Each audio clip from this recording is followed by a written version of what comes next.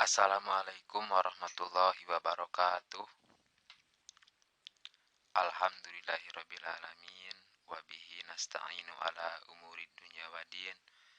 Wa sallallahu ala sayyidina Muhammad wa ala alihi wa sahbihi ajma'in amma ba'du. Tepang deui sahabat-sahabat sadayana. Mangga urang sami-sami neraskeun hanca dina ieu waktos neraskeun hanca kitab Ihya Ulumuddin genep nya. Boh bilih mah anu kalangkung tiasa ditinggalan deui video Simabdi anu kapengker tingawitan Ihya Ulumuddin Muqaddimah hiji nya dugi saterasna. Hatur nuhun kasadayana anu parantos subscribe tong hilap di share nya ka media sosial anu sanesna narah seueur anu ngiringan kana ieu ngaji ngalogat ditekan tombol notifikasina sareng boh bilih aya pertarosan tiasa di komentarnya di bawah video ieu. Mangga tuh urang sami-sami kawitan siapkeun kitabna sareng pulpena nya. Mangga Al-Fatihah. A'udzubillahi minasyaitonirrajim. Bismillahirrahmanirrahim. Alhamdulillahirabbil alamin arrahmanir rahim maliki yaumiddin. Iyyaka na'budu wa iyyaka nasta'in ihdinas siratal mustaqim. Siratal ladzina an'amta 'alaihim ghairil maghdubi 'alaihim waladdallin. Amin.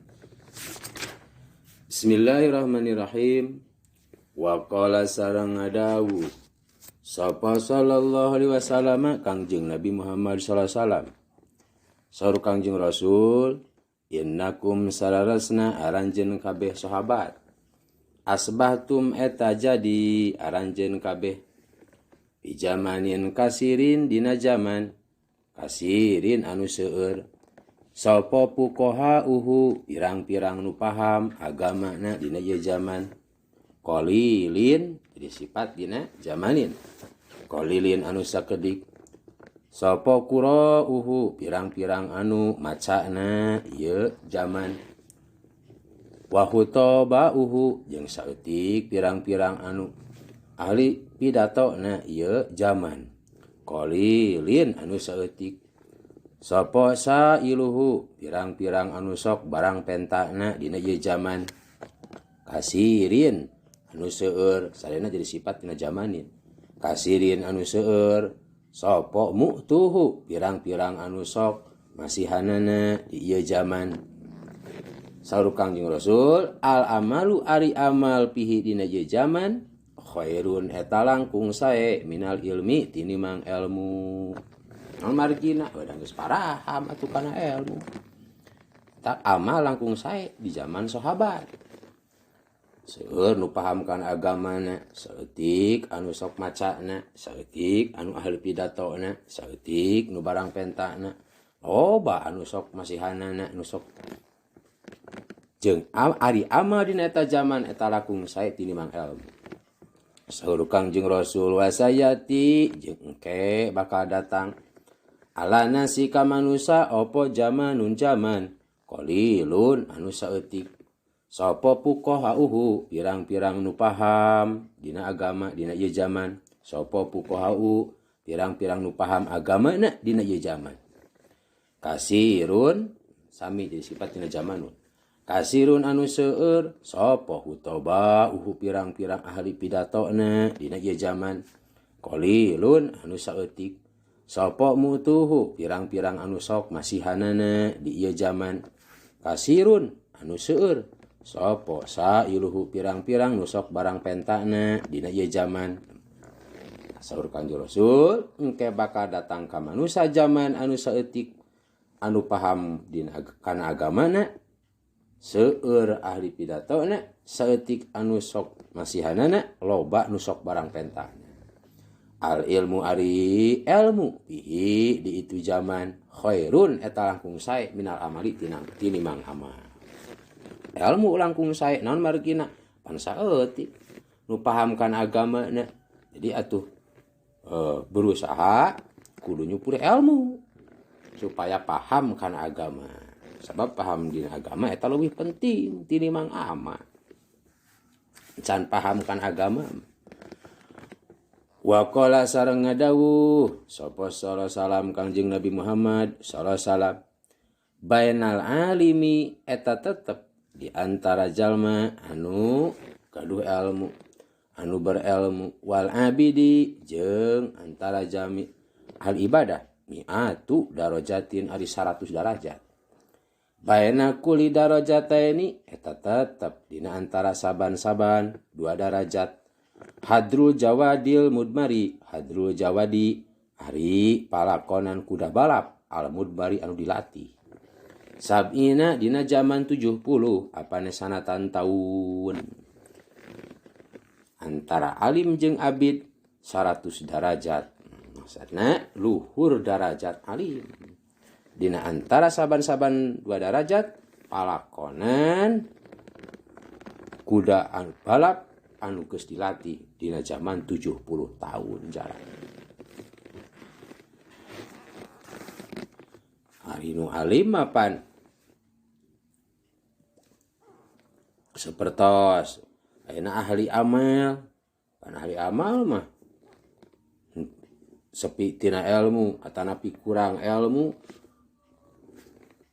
dina biasa adat ke pan mun dina gaji saeutik banyak tukang gawe mah tapi nu boga ilmu seperti urang contoh yeuh di darajat anu boga ilmu pan nyaho kana titik-titik mana anu kudu digali pan anjeunna mah supaya nuduhkeun we hungkul ningal we kana komputer contohna apal we titik-titik anu kudu dibon pan wah gaji negenya tuh upami cokot cek adat antara urang ilmu jeung tukang amal pan jauh derajatna gitu.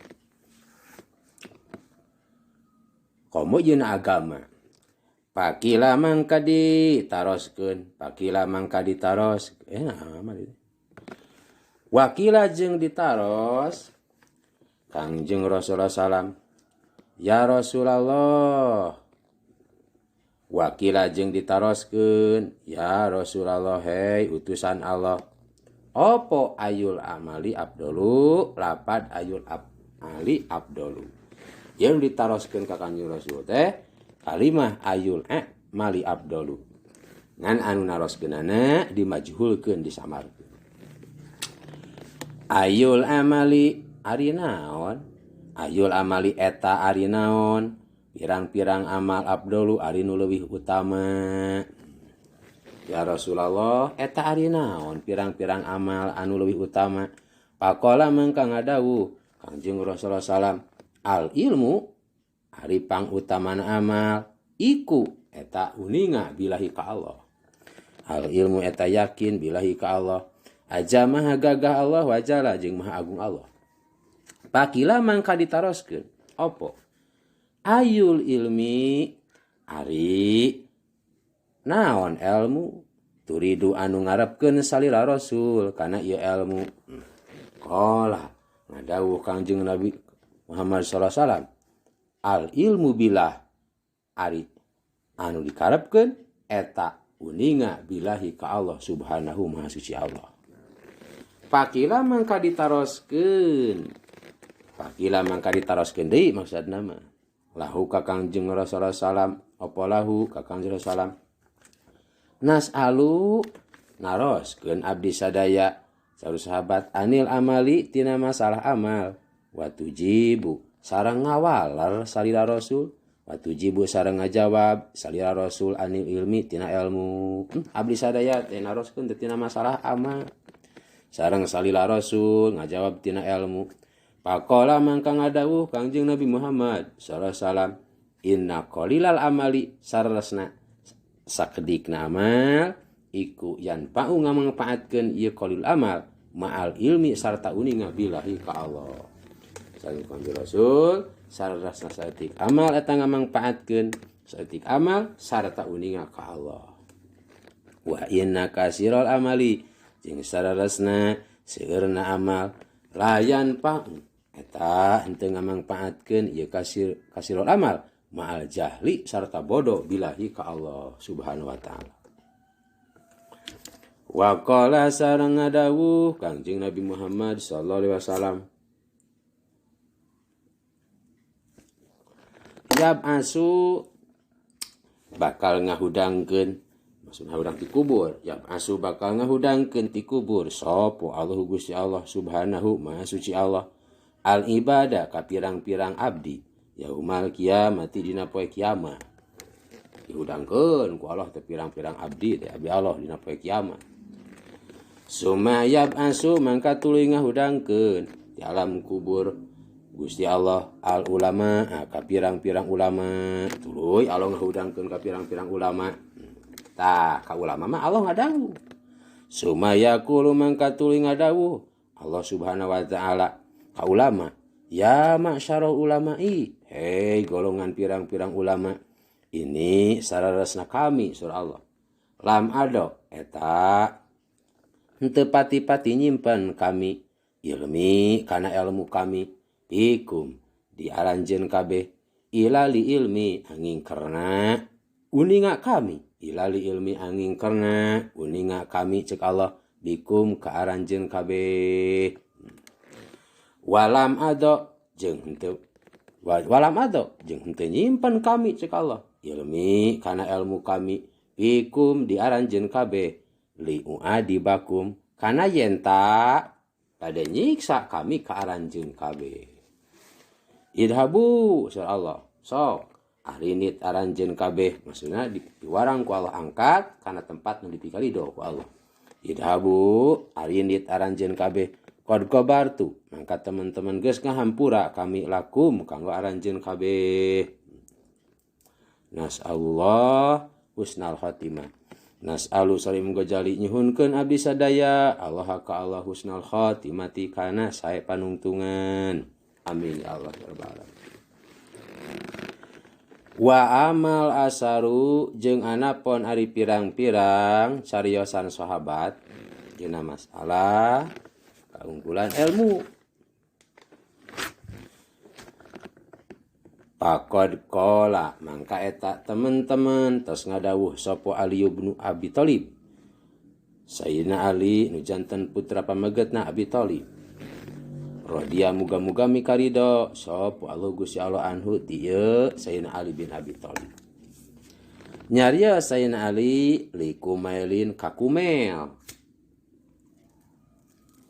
Saur Sayyidina Ali, ya Kumailu, hei Kumail. Al ilmu ari ilmu khairun eta langkung sae minal mali tinimang harta. Al ilmu ari ilmu iku ya bisuka ngajaga ya ilmu ka anjeun. Wa anta jeung ari anjeun iku tahrisu ngajaga anjeun al mala kana harta. Ilmu mah ngajaga, ari harta mah kudu dijaga. Wal ilmu jeung ari ilmu hakimun eta nu ngahukuman wal malu jeung ari harta mahkumun eta anu dihukuman opo alaihi kana ieu mal. Ari ilmu mah hakimun nu ngahukuman, ari harta mah anu dihukumanana. Di alaihi teh nana teh nya. Wal malu jeung ari harta tunki suhu eta ngurangan kana ieu mal harta opo napakotu napaka. Wal ilmu jeung ari ilmu yajku eta namahan ieu ilmu bil infaqi kusabab diinpakeun. Harta mah ngurangan kana harta kusabab diinpakeun, ilmu mah namahan kusabab diinpakeun. Wa qala sareng ngadawuh sapa Aliun Sayyidina Ali radhiyallahu anhu kalmu hajah aidon deui. Radhiya muga-muga mikarido sapa Gusti Allah anhu ti Sayyidina Ali. Al alimu ari jama anu berilmu. Abdalu eta langkung utama minaso imi tinimang jama nu puasa. Alqa imi anu netepan. Al mujahidi anu ahli jihad. Anu berilmu mah langkung utama di zaman nu puasa anu tepan anu jihad bada sadayana ge pan atuh pokona ilmu pokok nu puasa ku ilmu na tepan pokona atuh ku ilmu nu jihad ge sami nya pokona mah urang ku ilmu. Wa ida mata jeung di mana maot sopo al alimu jama anu berilmu sulima mangka geus dibolongan opo pil islami dina agama Islam salmatan kalawan bolong temenan mangga atanapi sulima geus dibolongan geus dibolong pil islami dina Islam opo salmatun hiji bolongan mangga laya suduha anu moal bisa nutupan kana ieu salmah kana bolongan ila holapun anging sopo panggantianana minhu ti itu alim di Islam. Wa qala sareng ngadawu Sayyidina Ali radhiyallahu taala anhu nadban kalawan nganadomkeun mal pahru ila li ahlil ilmi innahum alal huda liman istahda adla'u wa qadru kulli imri'in makana yuhsinuhu wal jahiluna li ahlil ilmi ada'u papuj bi ilmin ta'ish hayam bihi abada anasu mauta wa ahlul ilmi ahya'u mal pahru henteu aya ari kaagungan ila li ahlil ilmi anging eta tetep kanggo ahli ilmu innahum sararasna ieu ahli ilmu iku alal huda netepan kana pituduh atanapi innahum sararasna ari ahli ilmu iku adlau pirang-pirang anu nuduhkeun alal huda kana pituduh liman kajalma istahda anu nyuprih pituduh ieu man kana ieu huda wa qadru kulli imriin jeung ari ukuran ari martabat saban-saban hiji jalma iku ma perkara kana anu aya ye kulimriin iku yuhsinuhu nyaho atanapi bisa ye si kulimriin kana ieu mah ieu ukuran saban-saban jalma teh ku ukuran kanyaho jeung kabisana wal jahiluna jeung ari pirang-pirang nu bodoh iku adau eta jadi pirang-pirang musuh li ahli ilmi ka ahli ilmu papuj lantaran keagungan teh henteu aya tetep angin ka ahli ilmu jeung martabat jalma teh pan kumaha ilmuna jeung kabisana papuj mangka bagja anjeun saur Sayyidina Ali bi ilmin ku sabab ngagaduhan ilmu tais mangka bakal jumeneng anjeun tais mangka bakal hirup anjeun hayan kalawan hirup temenan bihi ku sabab ilmu abadan dina zaman salawasna bagi ilmu mapan makanan ruhani kesehatan kangge rohaninya tenang di dunia nikmat di akhirat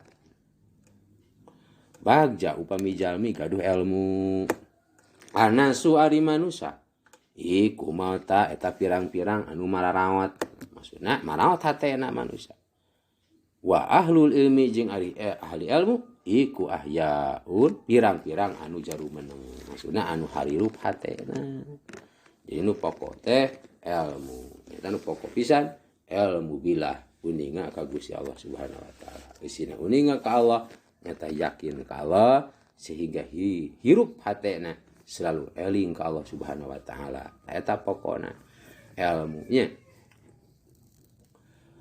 wa qala sareng ngadawuh sapa Abul Aswad saur Abul Aswad laesa henteu aya apa sayun hiji perkara aju anu leuwih agung aju anu leuwih mulia aju anu leuwih sae anu leuwih antik laesan teu aya apa sayun hiji perkara aju anu leuwih agung minal ilmi tinimang ilmu wungkul ilmu we nu agung nu mulia mah bukung ilmu wungkul ilmu we nu mulia al muluku ari pirang-pirang raja iku hukamun eta pirang-pirang anu ngahukuman ala nasi ka manusia wal ulama'u jeung ari pirang-pirang ulama iku hukamun pirang-pirang anu merentah atana pinu hukuman alal muluki ka pirang-pirang raja pan merentah ka manusia tapi ulama pan bisa merentah ka raja. Wa qala sareng ngadawuh sapa Ibnu Abbas radhiyallahu muga-muga mikarido sapa Gusti Allah anhuma ti ieu Sayyid Abbas lan Ibnu Abbas eta Ibnu Abbas teh Sayyid Abdullah pangna anhuma diuwihkeun ka duanana nyaeta Abbas sareng Ibnu kulantaran Ibnu Abbas nyaeta Abdullah sareng Sayyid Abbas duanana sahabat Kangjeng Rasulullah sallallahu alaihi wasallam.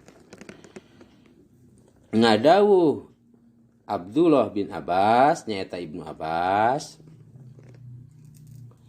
hujiro diperintah milih sapa Sulaiman ibnu Dawud Nabi Sulaiman anu janten putra pamagetna Nabi Dawud alaihi ma eta muga tetep ka ieu Nabi Dawud sareng Nabi Sulaiman assalamu ari kasalamatan assalamu ari penghormatan ti Allah.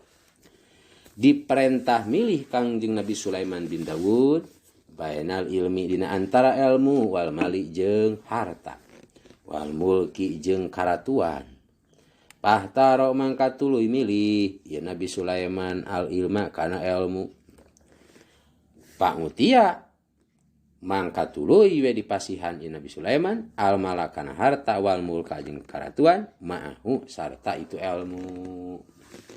Lantaran pan ilmu pokok asa dicokot ilmu pan harta jeung karatuan bisa kapimilih. Wasuila jeung ditaros sapa Ibnul Mubaraki Sayyid Ibnul Mubarak tabiinnya Sayyid Ibnul Mubarak saur distaros Ibnul Mubarak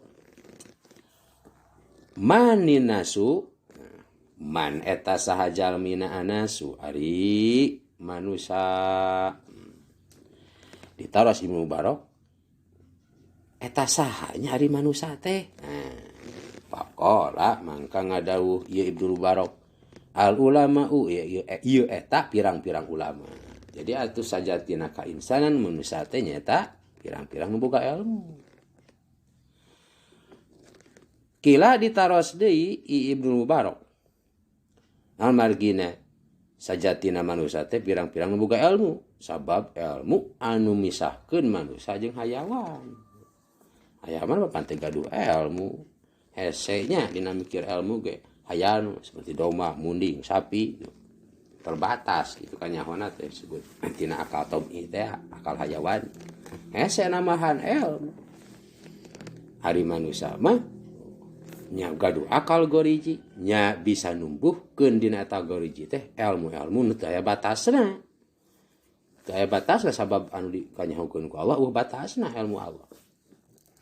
Tak anu ngabedakeun manusia jeung hayawan nyaeta ilmu.